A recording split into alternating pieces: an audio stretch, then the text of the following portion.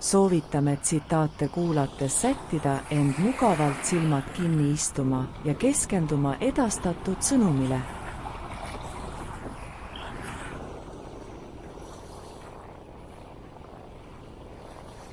Tänane teema aruteluks pärineb Ingvar Villitoo tsitaadi varamust. Ta on öelnud: mida saab teha praegu. Mida saab teha praegu on inspireeriv ja motiveeriv moto, mis rõhutab käesoleva hetke tähtsust. Mõistmist, et kõik, mis meil tegelikult on praegune hetk.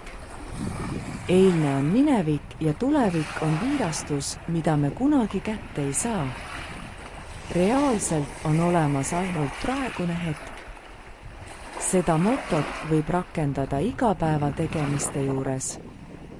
See on elus edu saavutamiseks väga oluline mõistmine, sest asjade edasilükkamine võib sageli takistada meid saavutamast oma eesmärke ning unistusi ning seetõttu on oluline haarata hetke ning tegutseda kohe.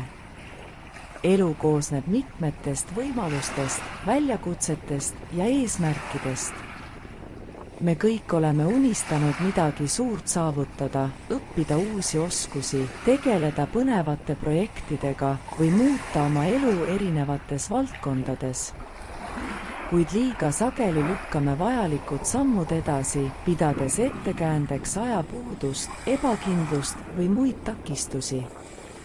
Mida saab teha praegu kutsub meid aga üles tundma vastutust oma unistuste ja eesmärkide elluviimise eest ning astuma samme nende suunas kohe. See moto tuletab meile meelde, et tulevikku ei ole võimalik ennustada ning seega on tänane ainus hetk, kus saame tegutseda ja muuta oma elusuunda. Ootamine võib viia võimaluste möödumisteni ning hiljem võib tekkida kahetsus, et miks me ei astunud vajalikke samme varem. Olgu tegemist uue karjääri alustamisega, õppimise, reisimise või isikliku arenguga, iga suur saavutus saab alguse esimesest sammust, mille astumiseks ei ole vaja oodata paremat aega. Iga tegevusega alustamiseks oli parim aeg eile ja paremuselt järgmine on täna. Praktiliselt võttes tähendab see mõtteviis otsustavust ja enesedistsipliini arendamist. See hõlmab tegevuste planeerimist, prioriteetide seadmist ning oma aja ja ressursside tõhusat kasutamist. Näiteks, kui soovid õppida uut oskust või keelt, on oluline alustada kohe, isegi kui sa ei tunne end täielikult valmis olevana. Protsessi käigus saad sa omandada kogemusi ja areneda ning näha oma edusamme. Siiski on oluline märkida, et mida saab teha praegu ei tähenda tingimata pidevat kiirustamist ega puhkamata jätmist. Tasakaal on võtmetähtsusega ning mõnikord võib mõistlik olla ka ajamõõdukas planeerimine ning puhkuse võtmine, et laadida end uue energiaga.